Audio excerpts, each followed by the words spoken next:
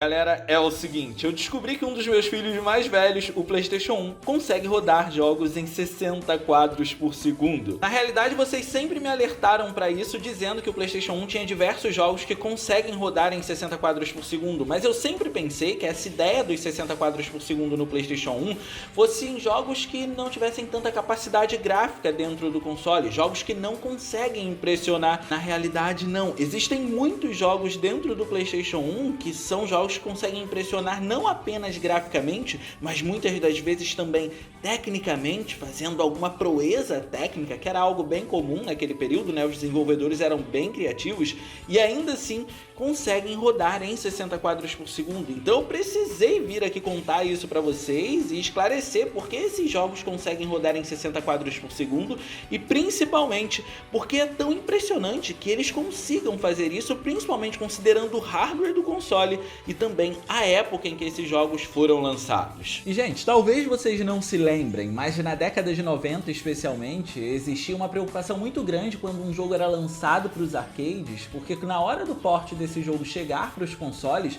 esse port seria drasticamente reduzido, porque a gente estava falando principalmente de consoles como o Mega Drive naquele período. Depois que o PlayStation 1 e o Sega Saturn chegaram, a gente teve uma melhoria nesse cenário, mas ainda assim existia essa preocupação. Por isso, Dead or Alive ele chegou no PlayStation 1 também e chegou envolvido dentro dessa preocupação de trazer a qualidade dos arcades. E de fato, o jogo não é uma cópia exata e precisa do que o arcade conseguia entregar naquele período, mas a gente não pode dizer que aqui a gente tem um jogo ruim, porque houve uma competência muito grande em isolar o PlayStation 1 enquanto hardware para poder desenvolver uma versão destinada para ele. Ou seja, o jogo foi desenvolvido pensando na versão de PlayStation 1, por isso que a gente pode encontrar algumas diferenças. E isso nem de longe foi algo ruim. A gente, apesar de ter se acostumado com a diferença dos jogos nos consoles ser uma diferença que favorecia muito mais os arcades, isso não acontecia por aqui. Os elementos dos personagens, por exemplo, na versão de PlayStation 1 e até mesmo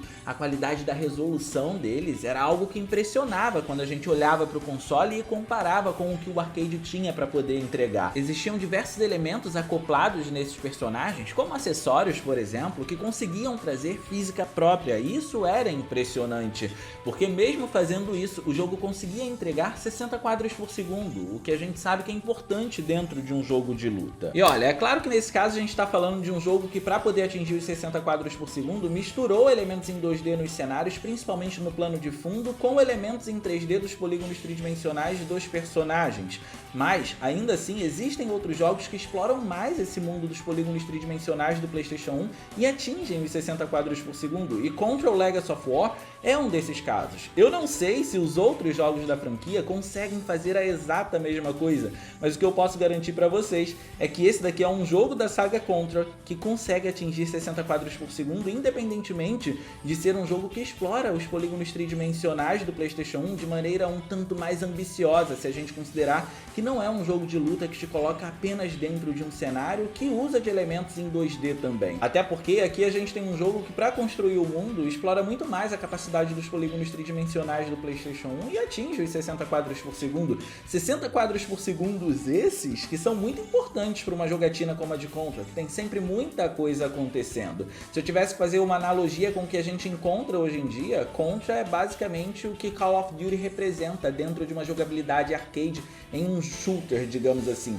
Tem sempre muita coisa acontecendo, tem sempre muita coisa em tela e você precisa sempre pensar muito rápido. Era isso que Contra representava. Sempre muita coisa em tela e sempre muita coisa para você fazer no cenário. Mas gente, só para deixar claro, tudo isso que eu disse a respeito de Contra não desmerece o que Dead or Alive também conseguiu fazer no console, muito pelo contrário. Até porque quando a gente pega Dead or Alive e coloca numa parede comparativa com outros jogos, ele leva vantagens em detalhes como a física aplicada em certos objetos nos personagens. E se a gente comparar isso com Tekken, que é um outro título impressionante, a gente vai ter uma certa dimensão do que acontece com Dead or Alive e como Tekken teve que usar de outras artimanhas para poder impressionar e ainda assim rodar em 60 quadros por segundo. Eu sei que Tekken é uma franquia muito extensa, tá? Mas quando a gente olha pro PlayStation 1, é de Tekken 3 que a gente lembra. A gente lembra dos personagens memoráveis, a gente lembra daqueles cenários exuberantes que eram palcos das nossas lutas. A gente lembra também daquele clássico modo de briga de rua do jogo. Era tudo tão impressionante que ficou marcado aqui na nossa cabeça. Mas, para poder se diferenciar dos jogos anteriores, ele trouxe algumas novidades que acabaram impactando também em como os modelos de personagens se comportam, principalmente no PS1. Por exemplo, Tekken é uma franquia que também foi disponibilizada nos arcades, então nos arcades a gente encontrava uma qualidade gráfica maior. Só que, comparado aos dois jogos anteriores, aqui a gente de fato também tem 60 quadros por segundo, assim como neles, então assim, um feito interessante se considerarmos que esse daqui é um jogo de PlayStation 1, porque toda a trilogia lançada para ele roda em 60 quadros por segundo, mas diferentemente dos outros dois jogos que antecedem a esse daqui, os modelos de personagens durante as lutas tiveram seus movimentos capturados, ou seja, os movimentos são reais durante as lutas, o que deixa tudo muito mais plástico. Só que para fazer com que isso rodasse no PlayStation 1, muita coisa precisou ser reduzida, e a qualidade dos modelos dos personagens foi uma dessas coisas. Ou seja, o jogo pode até não impressionar tanto quanto Dead or Alive. Eu tô procurando um negócio aqui que eu quero mostrar pra vocês. Mas, mesmo não impressionando tanto quanto Dead or Alive no modelo dos personagens, ele ainda consegue impressionar de outras maneiras, além do fato de que ele roda em 60 quadros por segundo. Agora, um caso que é não apenas impressionante, mas também interessante, é o que acontece com Mortal Kombat. E sim, eu sou muito fã da franquia. A gente hoje em dia está muito acostumado a ver Mortal Kombat rodar em 60 quadros por segundo em consoles como o PlayStation 4 ou o PlayStation 5. A gente também viu isso acontecer em um console como o PlayStation 2, mas a grande realidade é que o próprio PlayStation 1 já estava entregando 60 quadros por segundo em um jogo como Mortal Kombat. Esse daqui foi um Mortal Kombat que eu joguei muito durante a minha infância, mas eu sei que muita gente não gosta dele e também sei que é muito comum achar que Mortal Kombat 4 teve cenários simplificados e com poucos elementos em tela, eu diria, por ser um jogo em 3D, por ter abdicado daquele estilo com sprites que foi introduzido lá no Mega Drive em Mortal Kombat 1 e que foi passando pelo 2, pelo 3 e assim sucessivamente. Aqui a gente agora tinha um mundo construído com polígonos tridimensionais, o que tecnicamente é algo mais pesado, e por isso é muito comum achar que os cenários foram simplificados, porque agora a gente tem tudo feito através da técnica em 3D e não através dos sprites em 2D, que eram bem mais leves. Mas a grande realidade é que não é por isso, ou pelo menos não apenas por isso. A grande verdade é que Mortal Kombat 4 entregava 60 quadros por segundo já no PlayStation 1. As lutas eram dinâmicas, eram rápidas, porque não podia perder o time do que Mortal Kombat 3 tinha introduzido lá no Mega Drive mesmo. Ele introduziu a mecânica de corrida, ele introduziu um sistema de combos que você podia emendar no seu oponente. Então o Mortal Kombat 4, quando chegou, ele não podia perder esse time, ele não podia perder esse feeling da dinâmica da luta. Então, para poder fazer isso, os 60 quadros por segundo foram importantes. A gente já entendeu que 60 quadros por segundo, então, eram importantes em qualquer jogo de luta, e são até hoje, na verdade. Mas aqui, olha, 60 quadros por segundo também são importantes em jogos de corrida, e eu acho que é muito importante a gente bater nessa tecla, porque tem um caso muito curioso acontecendo no PlayStation 1 e que passa despercebido por muita gente. Eu quero falar sobre isso. Ok, essa é uma informação muito nova pra mim, porque o primeiro Gran Turismo lançado lá no PlayStation 1 alcança 60 quadros por segundo também. O ponto curioso é que esses 60 quadros por segundo não acontecem de maneira convencional. Eu vou explicar tudo o que acontece para vocês. Primeiro eu preciso deixar claro que na realidade a performance base desse jogo são 30 FPS, exatamente como acontece com o Gran Turismo 2, que também foi lançado para o console.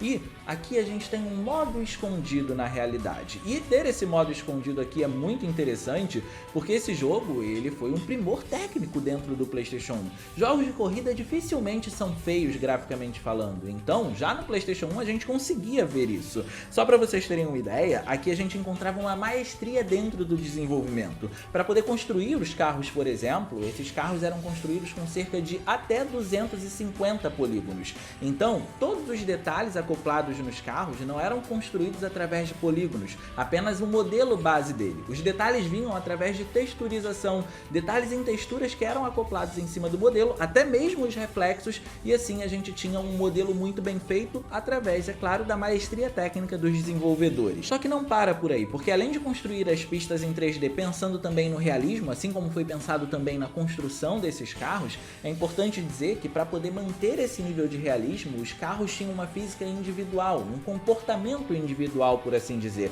para você sentir a diferença de um carro para outro. E por que eu estou enumerando todos esses detalhes? Porque tudo isso tem impacto nos 60 quadros por segundo quando a gente elege esse modo. Para você escolher o modo em 60 quadros por segundo aqui, você precisa concluir o modo arcade. Ele vem como um modo bônus e te oferece 3 pistas para poder jogar. Essas pistas então são pistas simplificadas e tem apenas um carro nelas, que é o seu carro para poder correr ali. Então quando você escolhe esse modo, você está rodando o jogo em 60 quadros por segundo, mas tem apenas um carro em tela e tudo foi simplificado. Mas ainda assim, a gente conseguia ver um jogo que para aquela época era realista, rodando em 60 quadros por segundo num console como o PlayStation 1. Isso era impressionante e diria que até servia como um gostinho do que a série iria entregar no futuro. Então assim, eu acho que nada consegue me impressionar tanto quanto o que os desenvolvedores conseguiam fazer naquela época. A capacidade que eles tinham em driblar as limitações técnicas e até mesmo de brincar com o que o hardware conseguia oferecer.